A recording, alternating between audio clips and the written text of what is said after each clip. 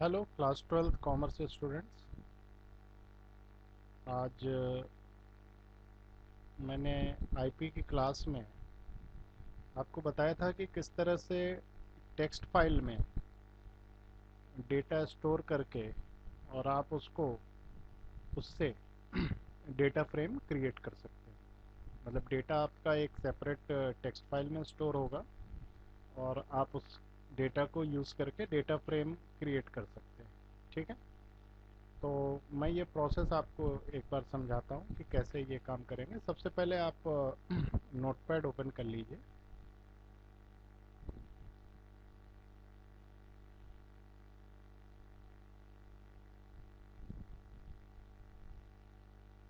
और इस नोटपैड को आप सेव करिए। थोड़ा इजी लोकेशन में सेव करेंगे तो ज़्यादा अच्छा रहेगा। जैसे मैंने इसको सेव किया सी ड्राइव में,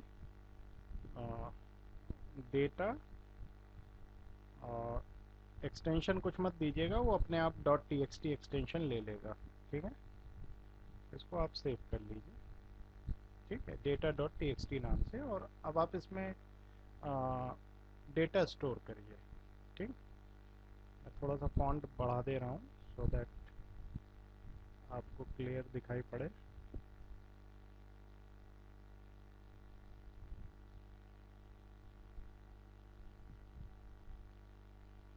ठीक है, अब इसमें सिर्फ डेटा स्टोर करना है। जैसे नाम हो गया, स्पेस एज हो गया, स्पेस सैलरी हो गई, स्पेस सिटी हो गई, फिर नेम हो गया, स्पेस एज हो गया, स्पेस सैलरी हो गया, स्पेस सिटी हो गया, फिर name space salary as salary and city. चलिए, अभी इतना ही डेटा इसमें स्टोर करते हैं। Data dot T X T नाम की फाइल है, इस नाम को ध्यान रखिएगा। उसकी लोकेशन सी ड्राइव का रूट है। ठीक, इसको मैं सेव करके क्लोज कर दे रहा हूँ और ये फाइल मैं आपको एक बार दिखा भी दे रहा हूँ कहाँ पर मैंने स्टोर किया है। ये आपका सी ड्राइव है और इसमें आप देखिए ये data dot T X T नाम की फाइल है। इसको ओपन करिए, वही डेटा इसमें स्टोर है। ठीक है, तो इस प्रोसेस का ये पहला पार्ट था। अब आते हैं हम लोग अपने पाइथन की कोडिंग पर कि पाइथन में आपको क्या कोडिंग करनी पड़ेगी। import pandas as pandas as कोई नाम दे देंगे जैसे pd। अब आपको डेटा फ्रेम क्रिएट करना है। df डेटा फ्रेम का नाम हो गया pd dot read underscore table. Read underscore table जो है वो मेथड है जो आपको फाइल से डेटा फ्रेम में डेटा फेच करता है और उसको डेटा फ्रेम में कन्वर्ट करता है। ठीक है, अब इसमें आपको तीन आर्गुमेंट्स देने के लिए मैंने बताया था। पहला आर्गुमेंट क्या होगा, ये आपकी file with path dot T X T. ठीक है, दूसरा आर्गुमेंट हो जाएगा delim underscore white space equals to true, keyword है इस तरह से लिखेंगे, कॉमा। जो अगला पैरामीटर है वो दिख रहा है, अब आपको पूरा दिख रहा होगा। ठीक है, अब अगला पैरामीटर है आप जो कॉलम की लेबलिंग या हेडिंग, कॉलम के नाम जो रखना चाहते हैं के लिए नेम्स इक्वल्स टू, और उसके बाद आप ये ब्रैकेट लगाएंगे और इसमें पहला कॉलम आपने नाम का लिया है, नेम। दूसरा कॉलम आपने लिया है एज, एज लिया है। नेक्स्ट कॉलम आपने जो लिया है वो सैलरी का है, और इसके बाद जो कॉलम आपने लिया है वो सिटी है।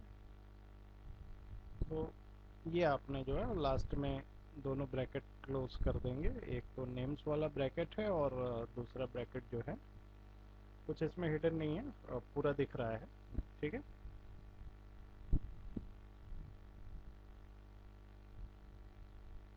अब ये आपका डेटा फ्रेम जो है ये क्रिएट हो गया, और आप ये डेटा फ्रेम जो है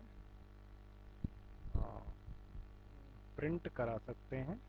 प्रिंट डीएफ, डीएफ हो गया डेटा फ्रेम। अब मैं इसको एग्जीक्यूट कराता हूँ, आप देखो।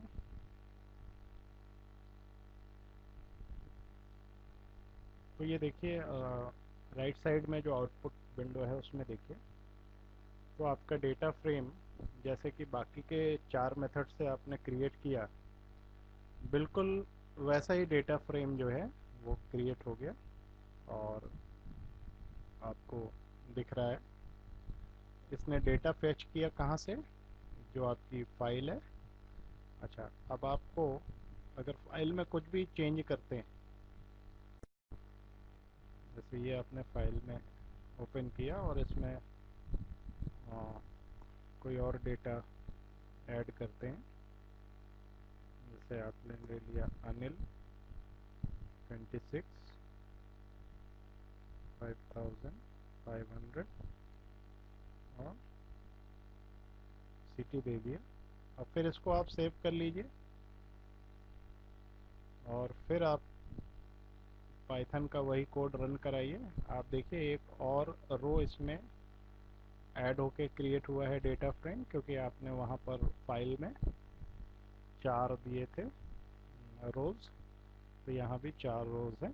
ठीक है, अब इसी तरह से कोई नया कॉलम ऐड करना हो, फिर क्रिएट करना हो या डिलीट करना हो, तो उस केस में जैसे आपको सिटी हटानी है, आप सिटी हटा दीजिए सबकी, और फिर इसके अकॉर्डिंग जो आपने पैरामीटर नेम्स दिया है उस नेम्स में भी चेंज कर दीजिए। उसको सेव कर लीजिए। सेव करना ज़रूरी है, क्योंकि जब तक सेव नहीं करेंगे जो चेंजेस हैं वो इफेक्ट में नहीं आएंगे।